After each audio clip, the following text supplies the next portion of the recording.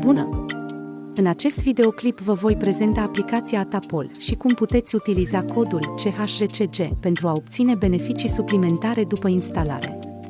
Atapol este o aplicație mobilă care vă permite să completați sondaje și să câștigați bani în timpul liber.